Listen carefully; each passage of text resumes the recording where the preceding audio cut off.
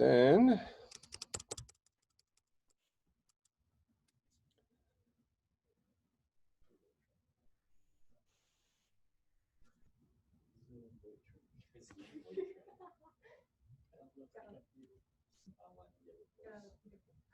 I have an aunt who's a gym teacher in Philadelphia, and she they're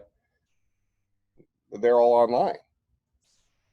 Like, how do you teach gym remotely?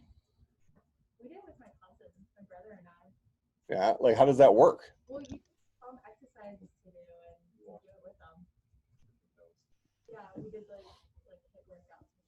hip workouts with them. Hip workouts? HIIT. Oh. Oh. They didn't do that.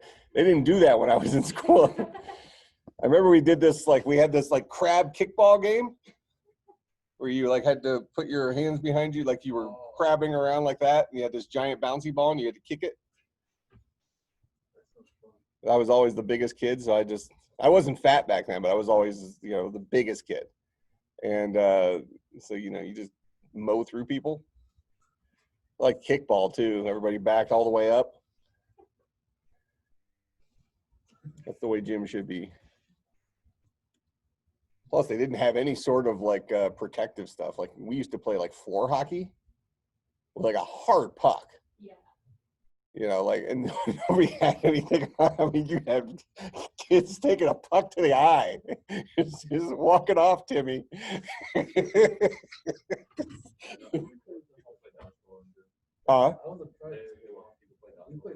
You can't play dodgeball in gym? Oh my gosh. We played football at my school. I kind of remember with some of our friends one time, and I don't think this was a common thing, but we played dodgeball.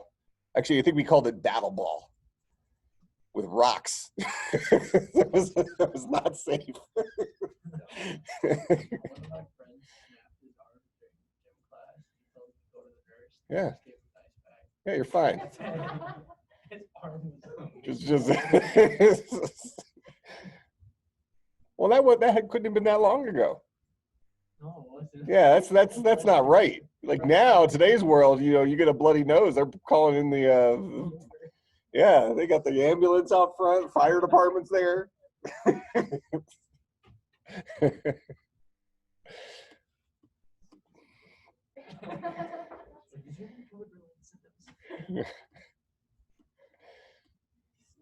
Any thoughts?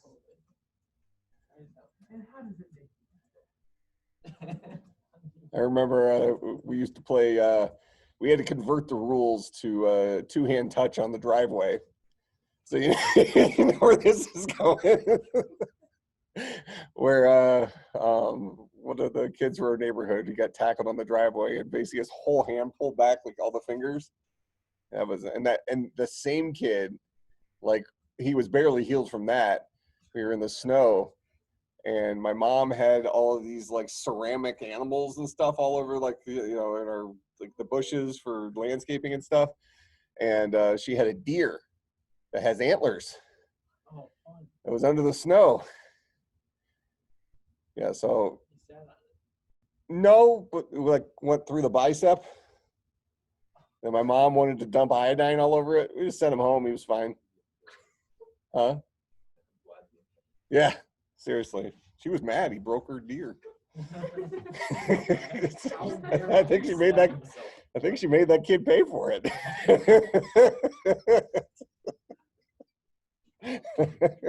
What the heck?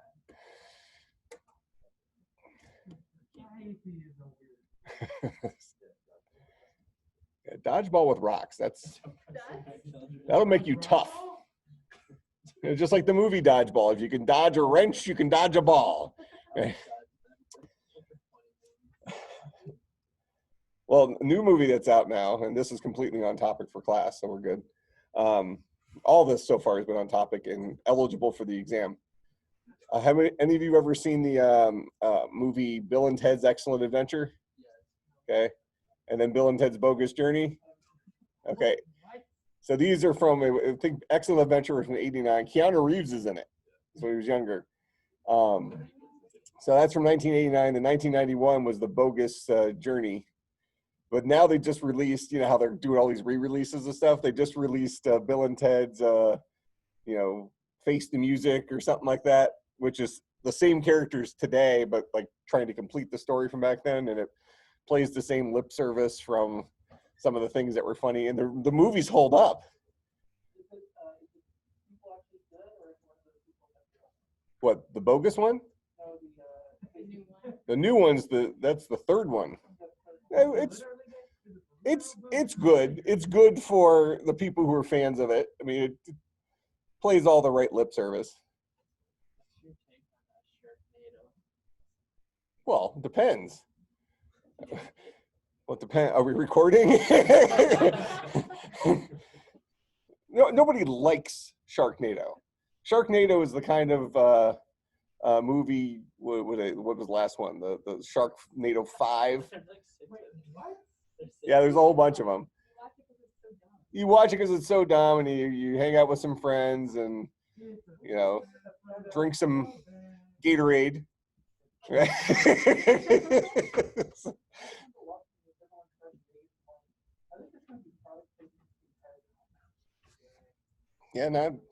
I'm fine with those movies. I just want a movie to be what it's supposed to be. So if a movie tries to be something it's not, that's when it fails. If you just try to be stupid, yeah, then it's fine. You know, there's a great movie called Idiocracy. If you haven't seen Idiocracy, you should watch Idiocracy. It's great.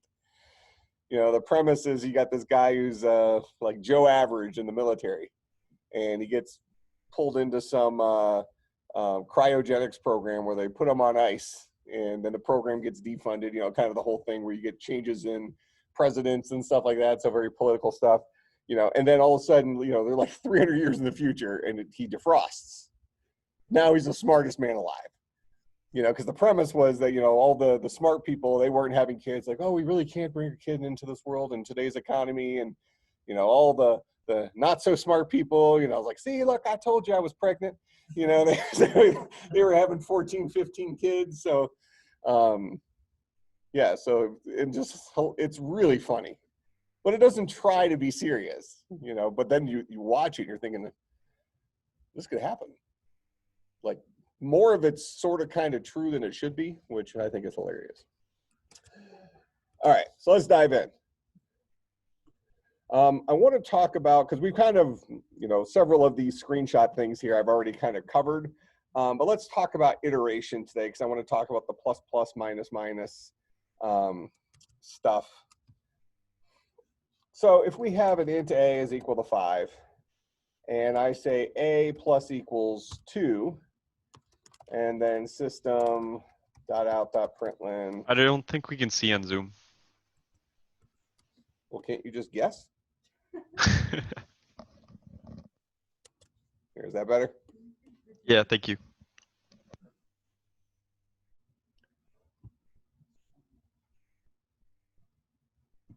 All right, what am I doing? All right, so if I create a variable a, and then I go ahead and print out that variable a, what's this line going to do? It's going to print out a 5, right?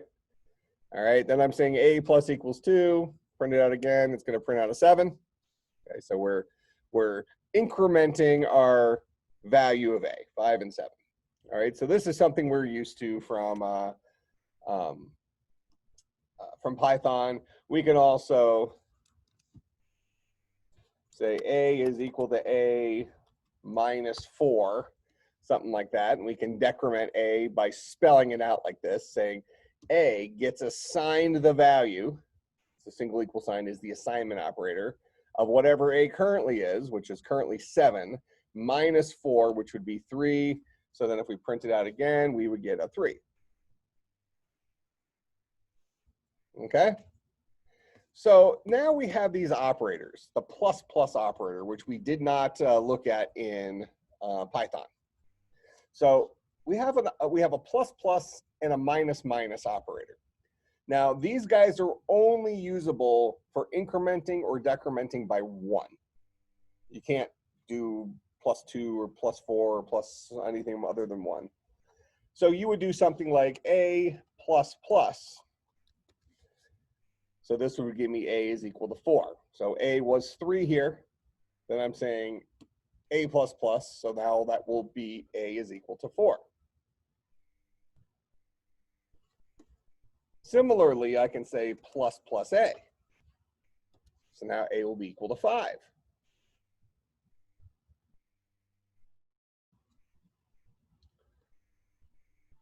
Now, these two are often used interchangeably, and I'm going to argue that you should always have this on a single line by itself. But technically, these can be embedded inside of expressions. So I can say something like this. System.out.println A plus plus. Because the plus plus comes after the A.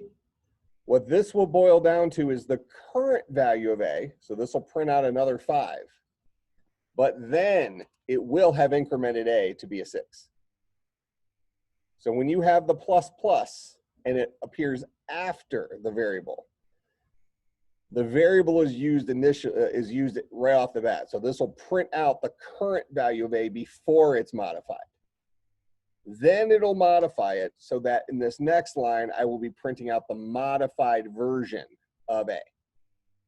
Okay, so if A was 5 here, it'll print out as 5 again here because it's going to give you the value before it changes, but then it'll print out as 6 here. So 5, 5, 6. Make sense?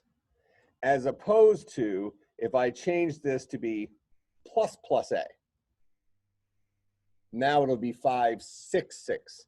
When the plus plus is before the variable, we increment immediately and then boil down to the value of the variable.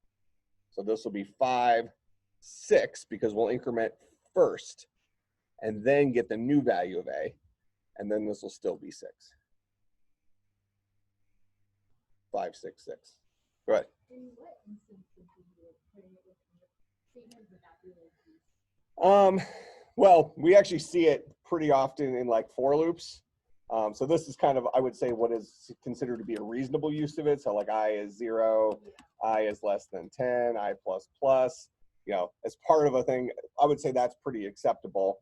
But what some people try to do sometimes is they try to save themselves one line of code by doing an increment. So they'll do something like, you know, plus A in here, and then they'll go on and, you know, say B is equal to, you know, A times 2 or something, you know, but the A actually got modified as part of this statement here. And I would say good programming practice says that that should never happen. Every now and then it might be helpful, or it might be just a nice little shorthand or something like that, but nothing ever stops you from putting it on one line. I think too often programmers try to save themselves one line of code because they think that makes them look better, where it really doesn't matter. At some point, maybe I'll stumble upon something where it might make some sense, and I'll show that as an example. But what's nice about this is if you just say, I'm never going to do that increment inside of something like that, now all of a sudden, it doesn't matter if you say plus plus A or A plus plus, they both will result in the identical output because we're not directly using the value on these lines. Any way you cut it, when this line is done, A is 1 bigger than it used to be. Any way you cut it, when this line is done, A is bigger, 1 bigger than it used to be. Make sense? Not that you should know the whole plus plus coming before means increment immediately, then get the value. Plus plus coming after means use the value first, then increment. You should know that more for reading other people's code, because you're gonna run into people who like to do the increment inside of things. But I do think it's more confusing more often than it needs to be. Something like that.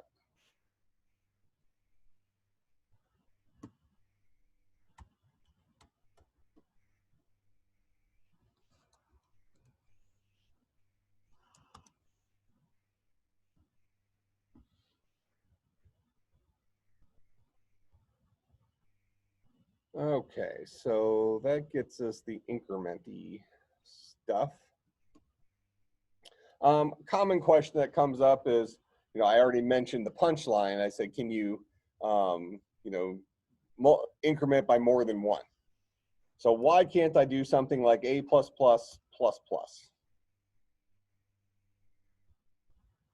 Why won't that work? Break it down. So we have to think about what this line is actually trying to say. Because the answer isn't that, oh, it doesn't work because Java's just made that the rule. There's a logical reason why this doesn't work. Does it like the A++ works and then like when it sees the second plus plus it doesn't know what to modify? Well, what's the result of A++? Be like 7? Yeah, whatever A was here. Let me just gut some of this stuff. Let's start with a base value of A. So what's A++ is equal to what right here?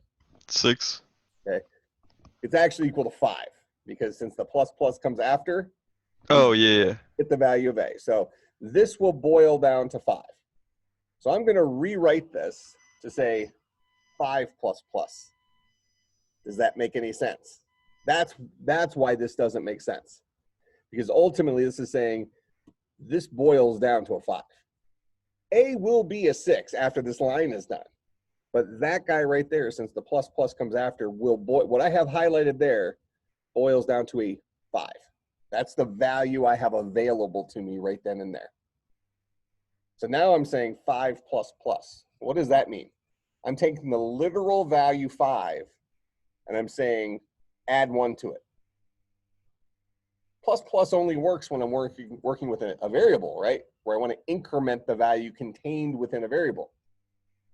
I'm not allowed to change the value of a numeric literal. I can't say 5, you're actually now a 6. And so it doesn't make logical sense for the plus plus to operate because of what's happening in here. All right, that makes some sense? All right, so that's why that guy's not allowed. And very similarly, we have A minus minus and we have minus minus. A follows the same rules. If the minus minus comes after, we get the current value of A. If the minus minus comes before, we decrement first and then get the updated value.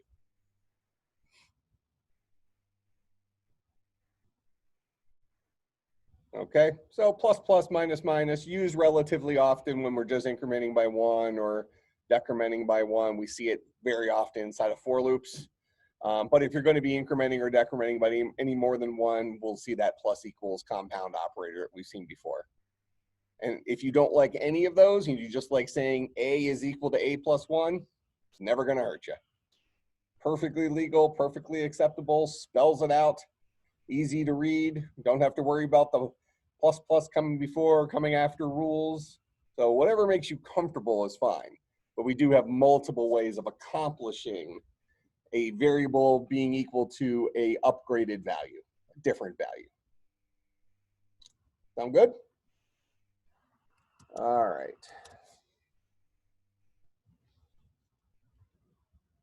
And in the slides, I give examples of those things so you can, look through those if you want to see some examples. We've already covered a for loop. I did already put your first programming assignment up. So that's this guy right here. It's due on Tuesday. So write a Java program that defines a string variable. So we've already looked at strings and we'll look at them some more today. And then creates a loop that goes through every character in the string and counts the number of vowels, where a vowel is A, E, I, or U, A, E, I, or U in uppercase. It finds. Display the vowel count to the screen. Your string variable should hold the name of one of the Bible books in the New Testament. So you can open up the New Testament. You could pick your favorite Bible book. Maybe it's the book of Acts that you're currently reading for the Bible homework.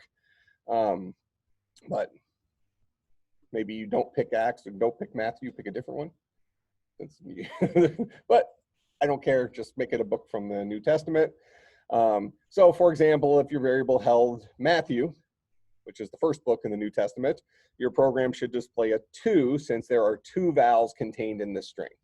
There's the A and there's the E. All the other ones are non-vowels. Make sense? All right, and then you'll be submitting a link to your code on GitHub along with your self-evaluation. And I'll try to put something on GitHub today so you see it in action. But I also have a link earlier on in the slide set for like a video to watch for GitHub that teaches you how to get the GitHub desktop. So it's on like slide, I don't know, 2 or 7 or something like that.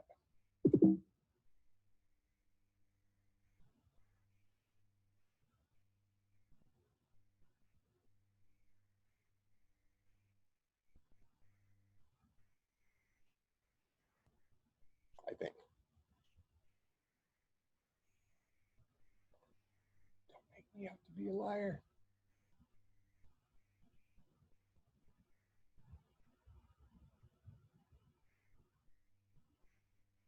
Oh, I didn't.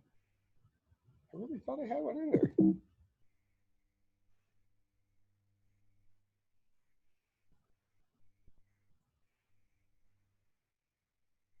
Maybe I have a link to it on Blackboard. In any case, I'll look, and if there's not a link, I'll put it up, but I'll demo it today. Okay, so now that we've kind of crash coursed through, in fact, let's kind of do a little sample of working with some strings. You know, that is kind of in the same vein as your homework assignment. Not the same as the homework assignment, but maybe the same vein as it. So if I create a string S and make this equal to Revelation, last book in the New Testament. And we wanted to go through every character in this string. How do I access an individual character in a string? We looked at this last time. We had some string methods that we introduced. Which of the methods allows us to get a character at a certain index within a string? Char at. Char at, good. So if I want to go through, I'm going to say for int I is equal to 0. And I want to say I want to keep going as long as I is less than the length of S. Do we have another function that gives us the number of characters that are in S? Length. Length. So S dot length will give me the number of characters. So in this case, that's what, 1, 2, 3, 4, 5, 6, 7, 8, 9, 10. So the length of S will be 10. So this is saying for int I equals 0, keep going as long as I is less than 10. And then each time through, I'm going to increment I by 1. So then if I say system.out.println s.char at I, this will print out each character from S. So this is taking S. This is the calling string, in this case, S. Now, we'll drive a point home here is S is actually a variable. This variable resolves to a value. That value is the string Revelation. So because S holds that at runtime, this will turn into that.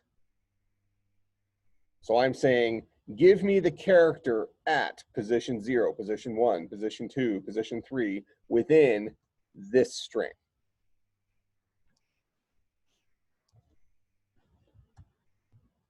Okay, so this variable which holds the string is going to call that string's char at method, passing it I as the index we want to get the character from, and it's going to print it to the screen, kicking it down the line. So it's going to be a print lin. So when I run this, it's going to have Revelation 1 character per line.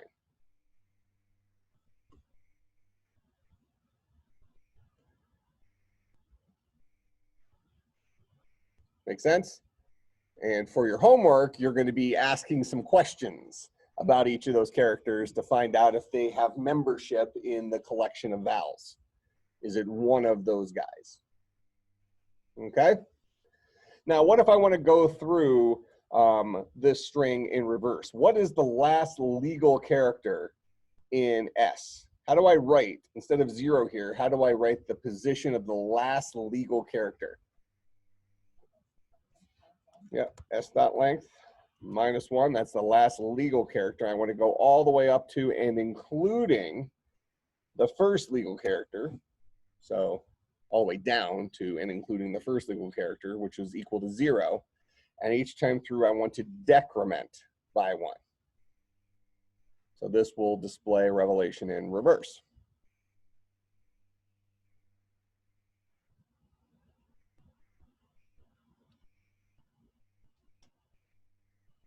Make sense?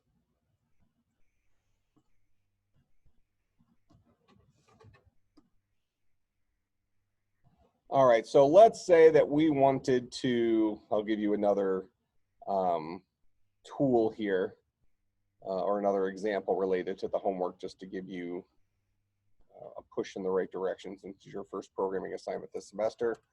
What if we said that we wanted to count the number of L's in a string, specifically the number of L's, either upper or lowercase. So we're going to have a variable called count, set equal to 0. Inside here, we'll ask the question if s.char_add_I is equal to a lowercase l, or s.char_add_I is equal to an uppercase L. If either of those things is true, increment count. And then after the for loop,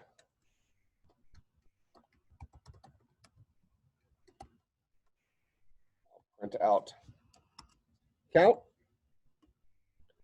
So for this particular string, it should be a 1. So there's my 1. Now I'm just going to go through here and strewn some extra L's in here. So now I should have 4. There's my 4. So here's some code that goes through every character in a string, counting the number of L's it finds. I'll put some uppercase L's in here too.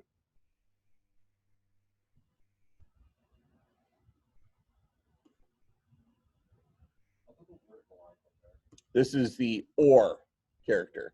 So in Java,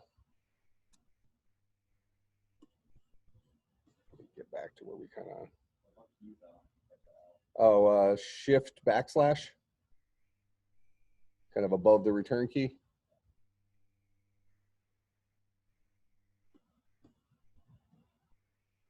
Let's see, in Python 3, it's the word and or the word or, right? Python 2, it's the bar and the ampersand.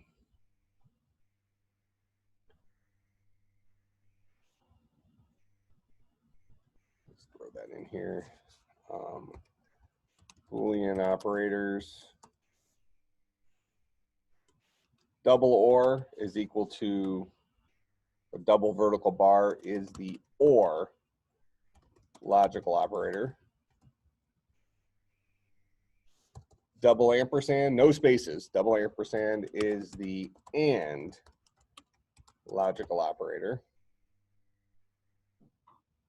And if you remember from last semester, early on when somebody tried to like take something to a power, if they said something like 2 to the 7th power, something like that, they did not get the answer they were expecting. Remember what this caret means?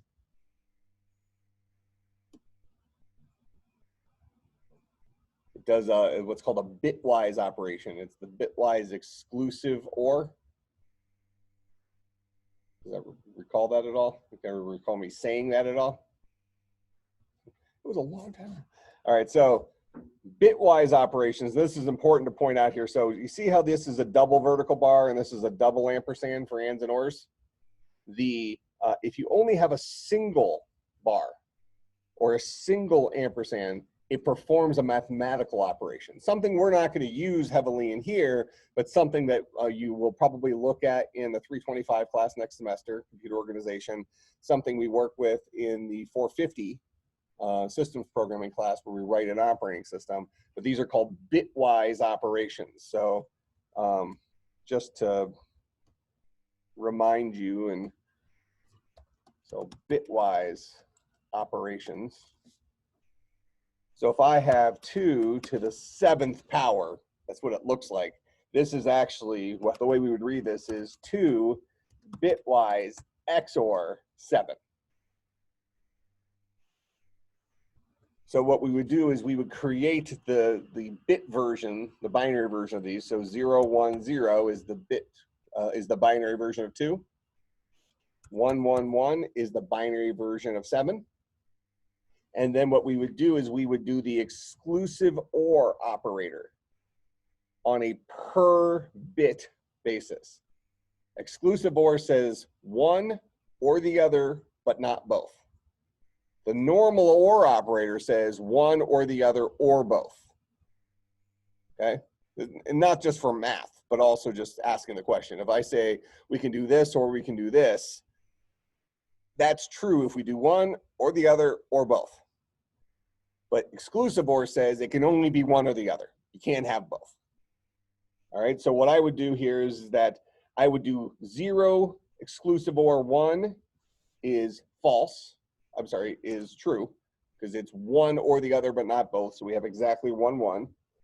1 XOR 1 is 0. That's false, because it's both of them, not just exactly 1. 1 exclusive OR 1 is 1. So my answer is 1, 0, 1, which is a 5. This is the 1s, 2s, 4s place. 4 plus 1 is 5. So if I come into my code here and I do a system.out.println 2 bitwise exclusive OR 7, I get a 5. That's not something that's going to be very useful to you in here. That's something that I want you to know about for when you forget that you can't use the caret to take something to a power and you start getting not syntax errors, but you just start getting numbers. Those numbers do mean something. It just doesn't mean what you think it means. Because you were hoping to get 2 to the 7th power, which is 128 when we got 5. So then you come and say Java's broken. It's not. That operator does not do what you think it should have done. Just to throw it out there, system.out.println math.pow to 7 will give you 2 to the 7th power. So there exists a library inside of Java called math that has a whole bunch of functions available to us for doing different mathy things. So if I go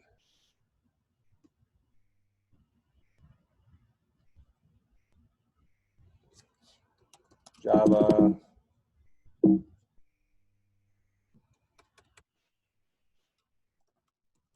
math class, and don't worry about this static stuff. I told you, I promise we'll talk about that. Just for right now, ignore it, but it's really, really, really important. I promise you. All right, but notice we have methods for absolute value, cosine, sine, so on and so forth. So all your mathy stuff, we have functions for those. You know, and a lot of these you could write yourself, like, you know, max, min. You know, what if I was to say, well, I didn't know that there was a function for taking something to a power. Well, couldn't I come in here and say static int pow int base int power, and then say for int I is equal to 0, I is less than base I plus plus, and then we'll say int answer starts off as base,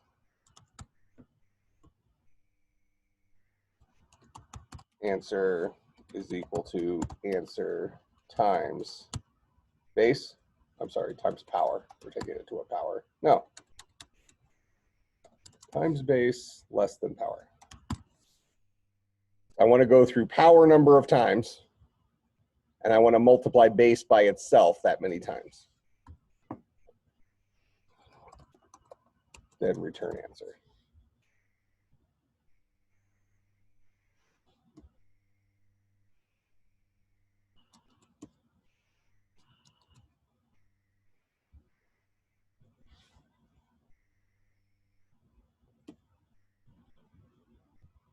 I'm going through it because I started off at base. I could start off at 1. Gives me 128. So since I'm multiplying, I start off at 1. So the first time through, it multiplies by base that first time and then goes through. Or you can just go to power minus 1. So I just wrote my own version of the PAL function that takes in a number and the power I want to take it to. Start the answer off at 1. Has a loop that goes through power number of times, multiplying answer by base that number of times, and then I return the answer. So even if you didn't know that this guy was built in, you could have written your own function to do it. And you didn't have to call this guy a POW, you could have called it elephant. You just have to call it by whatever you named it there, and it still takes it to a power.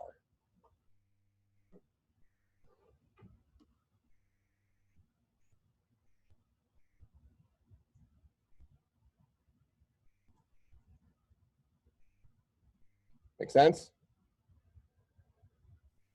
Okay, so something I'll do here right now, just so we make sure we have time for it, is I'll go ahead and I think I already have GitHub desktop installed on this computer. But if you go to GitHub desktop, just do a Google search for that.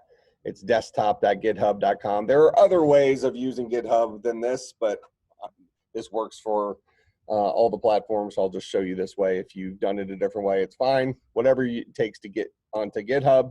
So get that downloaded.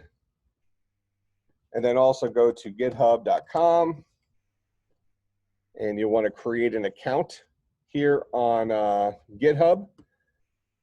I'm already signed up in my account, so just create a free account in there. You can actually, if you do it under your cuw.edu, it gives you a lot of extra power because it gives you a free education license, which allows you to have private repositories. So GitHub in general, it's an industry standard tool for kind of sharing collections of code with other people. Now the reality is that for free, you can create public repositories. And that's often, sometimes you'll see somebody will share some code or something or share a project that you can download and install and it's shared through GitHub, but it's completely public. That makes it free. But let's say you're working with a startup company or you have a job somewhere and the project you're working on, they might choose to store it in GitHub under, but it's something you sell. So you don't want that to be public for the rest of the world. You want that to be a private repository. Well, GitHub charges you for private repositories per month. I think it's like $7 a month or something like that for a single private repository. I think they have an unlimited deal too. But with a .edu email address, if you sign up with that, you get free private repositories as well. So, during your time in school, if you work on projects with some other students and, some game you're going to release and make money off of, or something with like the CU Launch entrepreneurial competition where, it's somewhat proprietary type stuff, you'll be able to create those private things for free. But important note related to that, for my classes, since I'm having you submit a link to your GitHub, don't make it private so I can see it. Or I suppose if you really, really, really want to make it private, make sure you add me as a collaborator. So my name is just M. Littman on here. It's the little green Atari looking thingy. But just make it public. That's the easiest thing. And then some students will say, oh, well, can't my classmates then see my code? Yes, they can. And then if you're helping your one of your classmates with the project and say, oh, just take a look at my example here, you can send them a link, that's fine. I'll find out on the exams if they're not learning. I'm perfectly happy with the entire class meeting as a group to work on the homework assignments as long as you get something out of them, right? That's on you. I'm not going to sit there and try to police it. So, heck, some of my assignments, I think this semester, most of them are new, but if you just go back and look at like all the repositories I have on here, I have like tons of repositories. So there's a good chance that you're going to find, like old examples of stuff, like it goes more. There's just more, and probably have hundreds of repositories of code on here where you can see the same assignments from the last like 12 semesters or something. So, it is what it is. Do your stuff. All right, so anyways, what I'm gonna do is I can either create a new repository here, or I can come to GitDex. Once you have your account on here, let's just go start with that. I'll do GitHub desktop. I'll open that program. All right, and this is the current repository they have open, so yours probably doesn't say anything right now. But go up to GitHub Preferences, and this is where you can go ahead and sign in to your GitHub account to make sure your Git desktop is associated with your GitHub account. So I'm already signed in, but you'll put your username and password, click sign in, and it'll talk to it.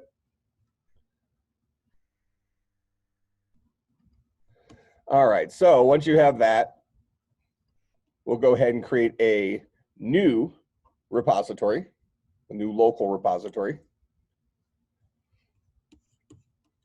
And I'll call this guy, we'll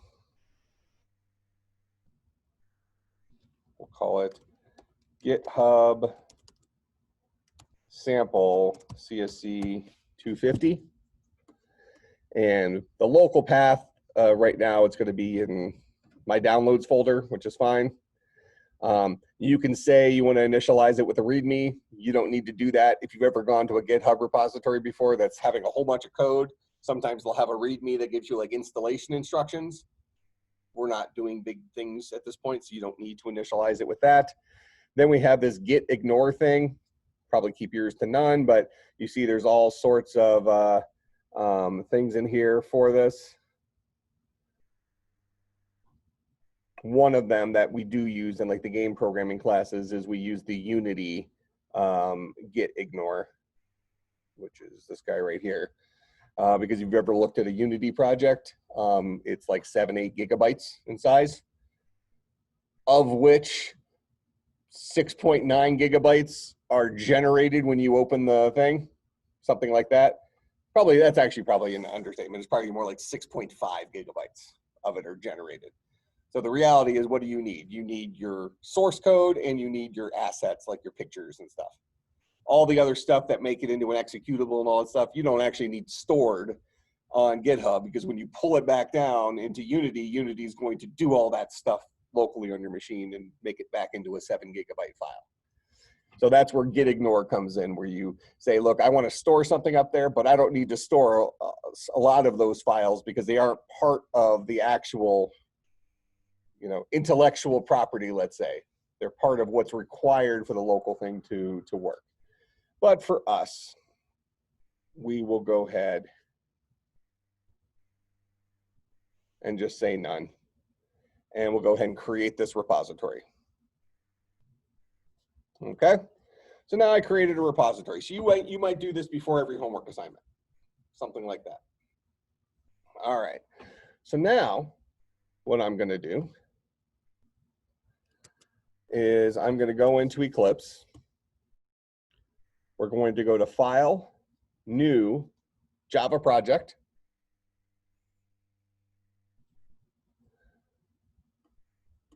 All right, and we're gonna call this guy CSC, what did I call it?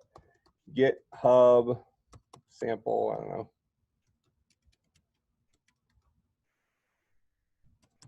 CSC250 test, whatever. Just name it something. whatever you name your homework assignment. Now for location, I'm gonna uncheck the default location. And I'm gonna browse that folder we just created. So inside of downloads, I should now have a folder.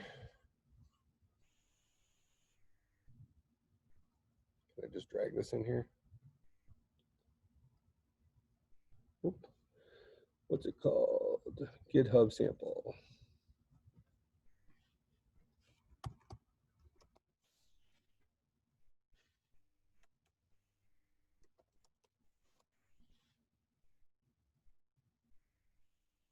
GitHub sample. Of course, it didn't put it in order. Great Mac OS, right? So I'll hit open. So that's where I want to store it. I want to store it in that folder that I just used GitHub Desktop to generate a repository. So what a repository is, it's called a Git repository, G-I-T. It's something that lives locally on my machine and has some hidden files in it that manage all the things that I've changed with my files. But GitHub Desktop does all that for you. You don't have to worry about that. Just understand that a repository is a folder with some special stuff in it. But it's stuff you won't see unless you turn on hidden files. So right now, this just looks like an empty folder to me. But if I go to that folder in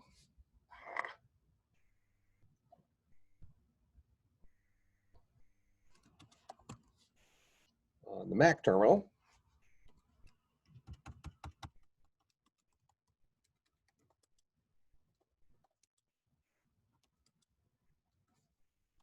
I type ls, I don't see anything there, but if I say ls-a, that shows me all the files.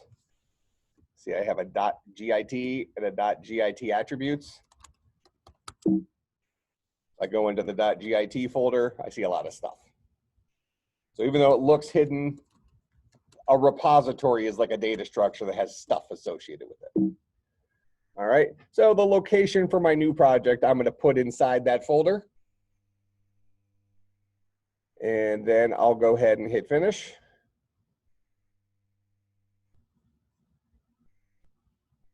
And hit create.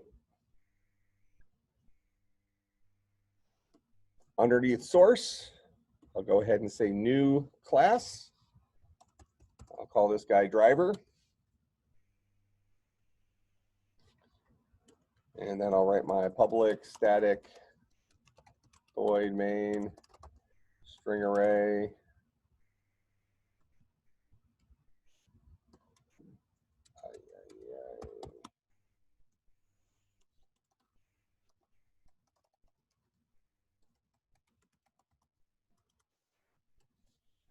My hello world.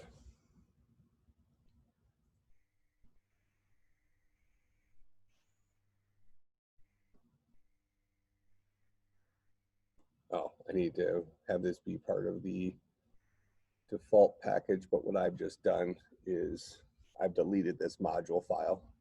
Do that for now.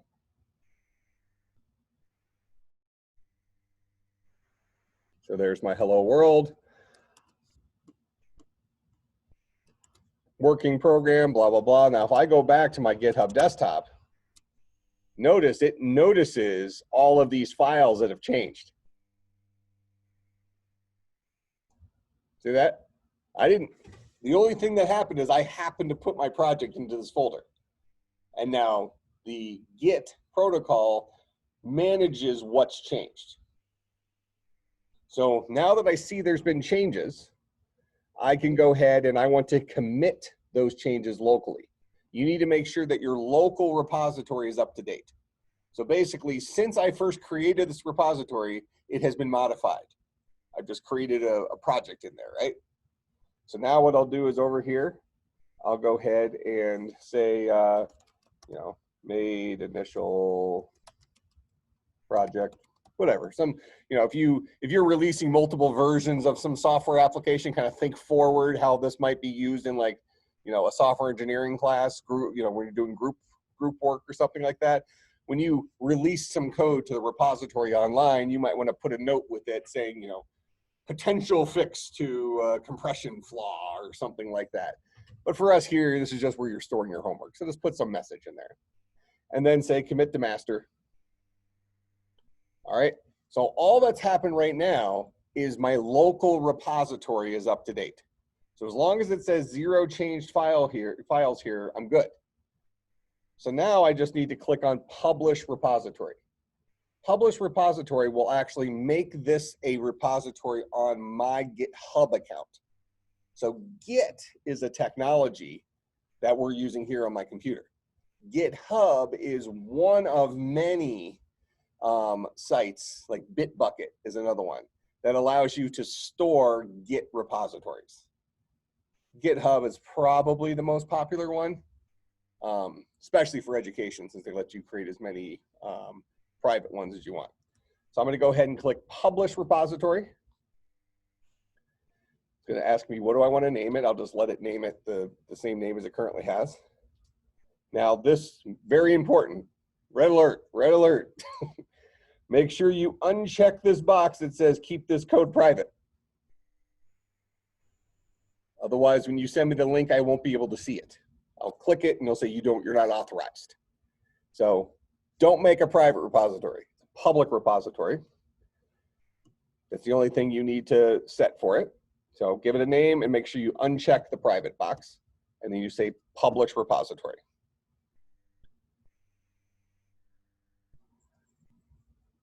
All right, so this thing published, it's now up in the cloud. So if I go back to the GitHub page and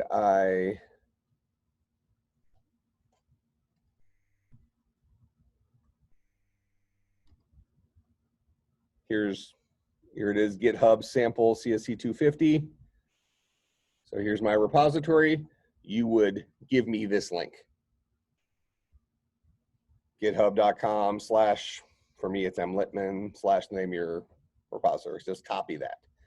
And notice now I can go in here to source, I can go to driver, and I can see the code. Now, to show you how this might work, and this is how I'll start sharing code with class, is if I go back into Eclipse now, and I decide to change my string to woot. Now it prints out something different. I've changed my code, right? I can go to Git Desktop. Notice it recognizes there's a change.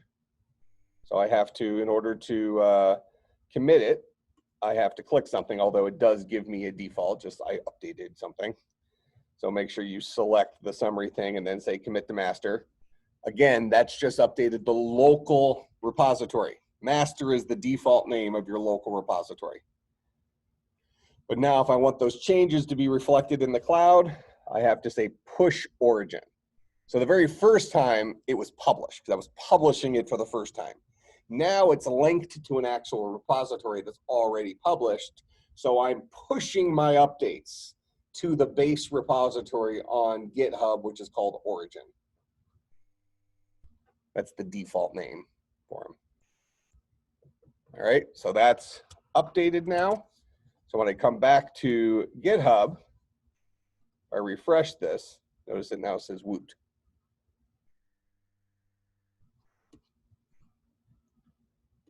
And then there's also ways to go back and look at, old versions of this code.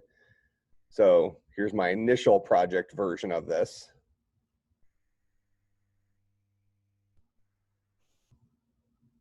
Put the hello world in there.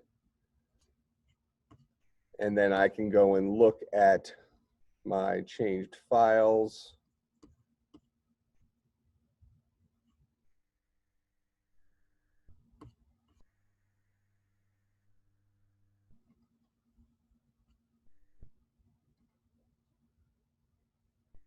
I have to look at the commits.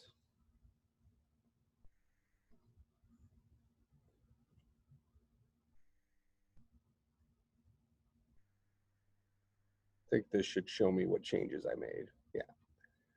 So it shows me that I changed hello world to woot.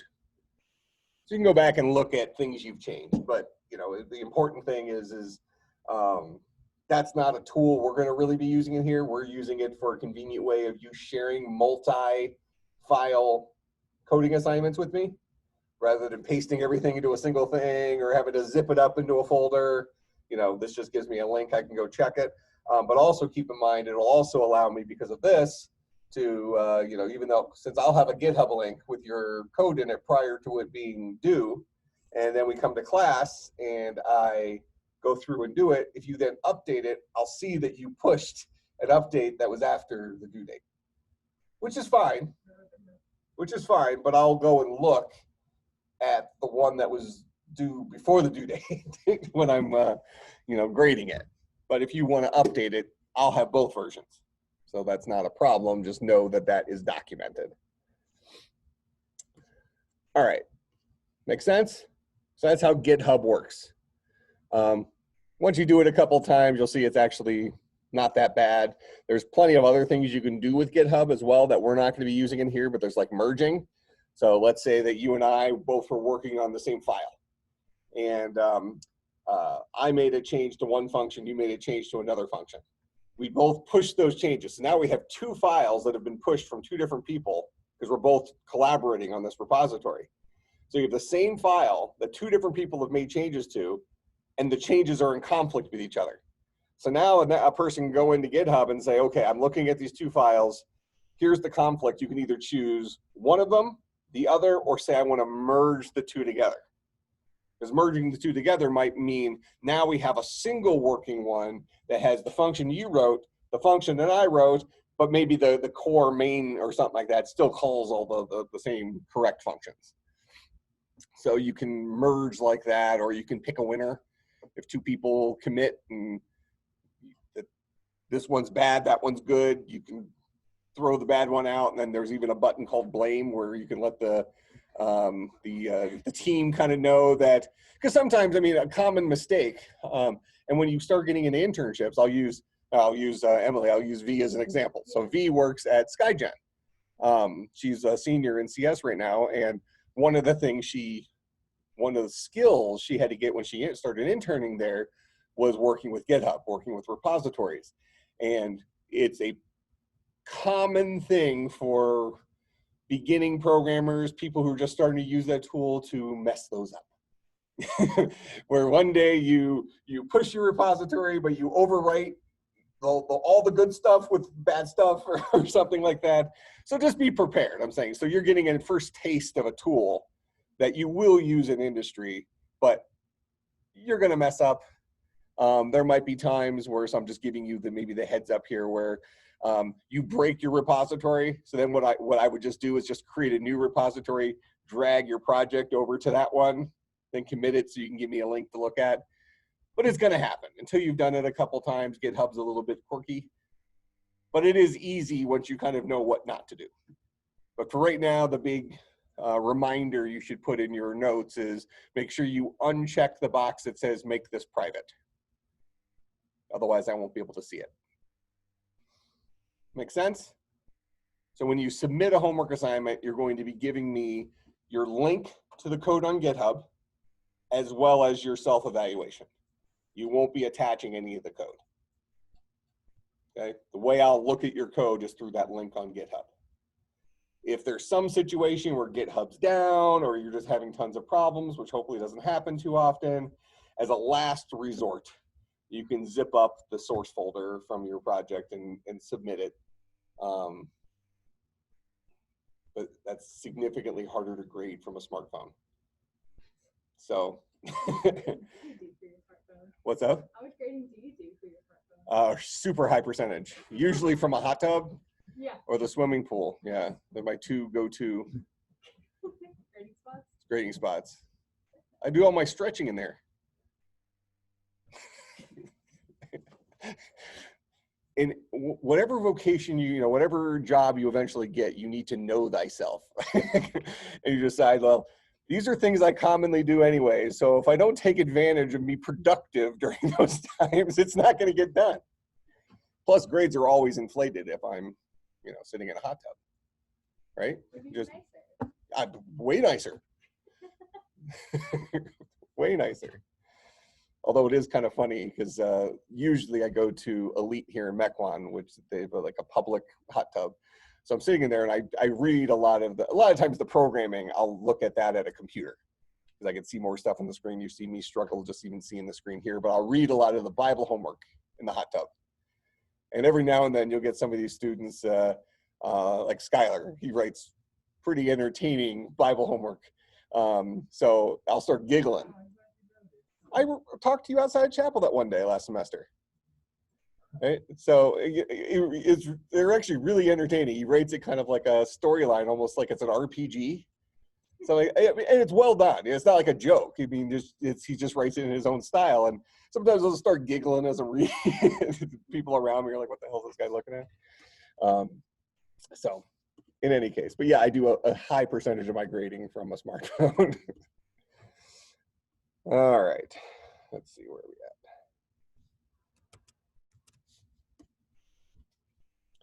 Okay, so questions about GitHub or how the homework assignment should kind of be submitted and look and that kind of stuff. And we're done at 12:50, correct? Okay. So let's get into our next stuff then.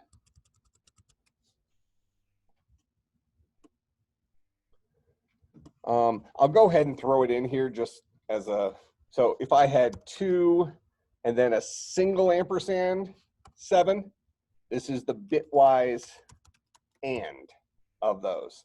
So that is 0, 1, 0, 1, 1, 1. So that is going to be 0, 1, 0, which is a 2. Because a bitwise, an AND says 1, it says both need to be a 1. So this is false, this is true, this is false. So I'll get a 2 for a bitwise AND. So that, notice that's a single ampersand instead of a double ampersand.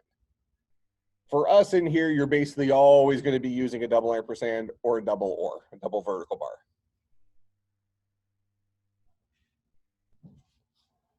And then similarly, if I say 2 or 7, this is bitwise or, that's 0, 1, 0, 1, 1, 1. So that's going to be 1, 1, 1, which is a 7.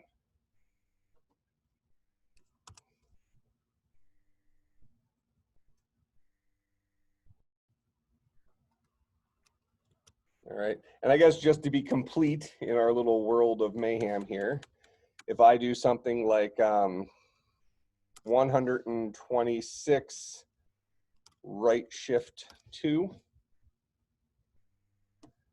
I get a 31, of course. So you look at this, it's like, okay, this is just putting random symbols here, right? So this is double greater than, that's called a bit shift to the right, and I'm bit shifting by 2. So 126, and I'll throw out there again, this is also something we won't use in here, but you'll use heavily in the operating systems 450 class, and you'll be introduced to in the 325 class. I'm just giving you context for why these things exist. It's not just random junk that lives out there. So if I say bit shifts, and what I have, 126 bit shifted to 2, 126, so that's what's the 2, 4, 8, 16, 32, 64.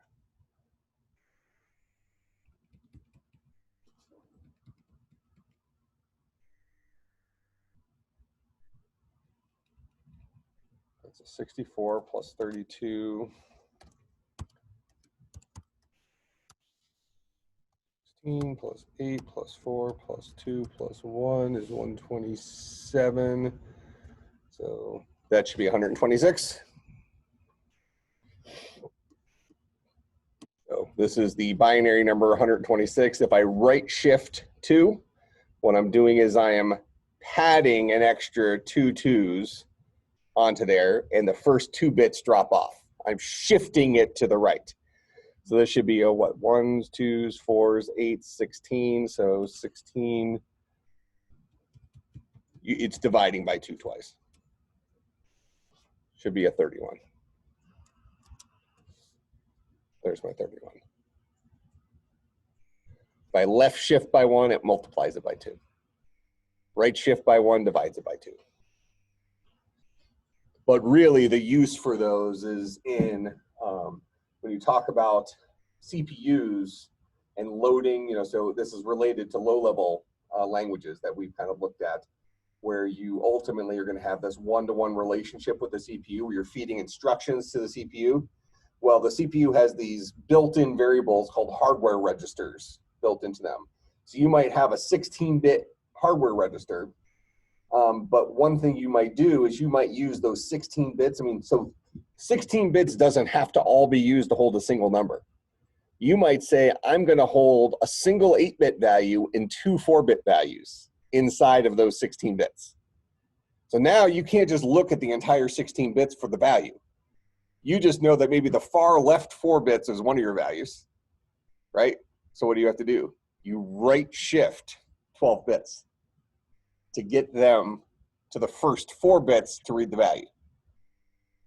You might right shift something 8 bits to get the next 4, but then and a bitwise and everything to get everything to be zeros except for that. You know, so you have to like decode your values that you've hidden in those 16 bits, because the 16-bit as a whole holds 3 different values in that example. So that's when these things come into play, when you need to do you know, either putting values in or pulling values out of partial registers in the computer. And it sounds kind of complex, but once you start doing it, you realize that, oh, it's not that bad. It's not like you're dealing with 4,000 buckets. It's like I got 16 zeros and ones here, and the first 4 I'm using to hold a color or something, and the next 4 I'm using to hold a line number, and the last 8 I'm using to hold a character. A lot of times it's like color, background, character, for example, might be a mapping for what something looks like on the screen, with like the frame buffer is an old operating systems thing. Okay, so this makes sense. Nothing I'm going to test you on.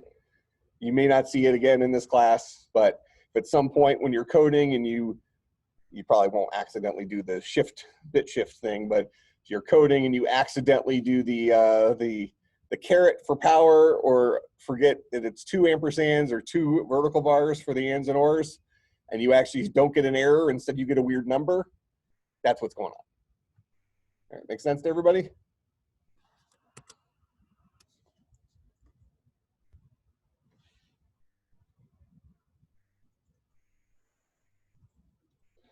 All right, so let's just quickly start looking at arrays, and then we'll pick up with arrays next class.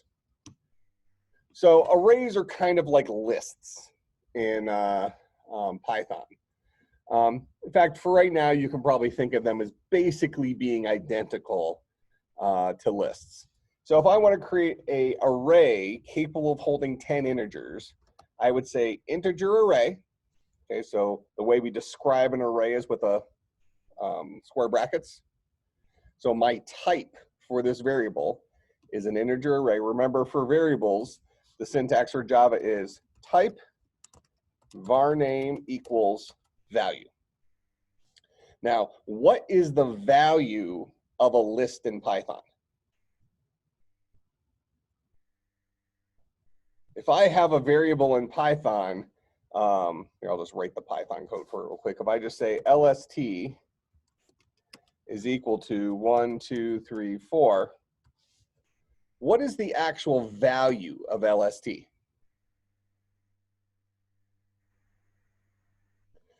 Remember last semester when we talked about passing by reference versus passing by value, pass by address versus passing by value? LST actually holds a value that points to a place in memory, and this list exists in memory. Okay? Now, Python in some ways hid it from you. We saw it when we went to print out objects. Remember that in Python? We saw the crazy memory addressy things. But just to show you real quick in Java, if I say int array AR is equal to a new int array of size 10. So I'm saying I want to create a variable of type integer array. Its name is AR, and its value, and this is where it becomes obvious that it's a memory address, is whatever the new keyword returns. The new keyword is my real estate agent. It goes and gets me a plot of land inside of my system memory for storing this. What am I storing? I'm storing 10 of these guys. Ints are 32 bits. This will give me 320 bits of contiguous memory, just like lists in Python. And so now if I were to go and print out system.out.println AR, we'll see crazy memory addressy thingy. So this is the hexadecimal address in the Java virtual machine where AR actually lives, actually points. AR holds a value. This is the value that it holds. The thing that lives at that value is an integer array. This is because we're looking at the virtual machine here. It actually kind of encodes its memory addresses. Okay, so we'll pick up with arrays next class, but questions about homework assignment or how to turn it in over the weekend? Bible homework's also due midnight Sunday. All right, questions, comments, concerns, bribes. Go ahead. What in Java? What's the difference between a single quote and a double quote? Single quote is for chars, double quote is for strings. Okay. Thank you. And we'll see plenty of examples of it. But like for your homework assignment, if you're saying is something equal to an L, which we had up there earlier, or something equal to, you know, it might be s dot char at, you know, I, you're saying, is this character equivalent to this character? It would not work if you said, is it equal to this string? Because this guy over here returns a char. And I'm comparing a char to a string in this case. Even though that string only has one character in it, in order for that guy to be a char, you have to have single quotes around it. That's a char.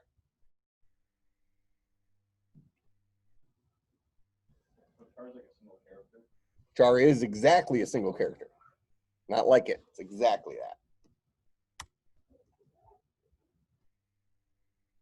All right, any other questions, comments, concerns? All right. Go ahead, but you guys can take off if you need to take off. I'll just keep it going while I'm recording. Did Python have chars? Yeah, they had chars, but Python was more fluid because they didn't. It was a loosely typed language, so it would treat chars and strings appropriately depending on what you wrote. Okay. Okay. Thank you. Yep. The GitHub desktop? Yeah, just do a search for GitHub space desktop.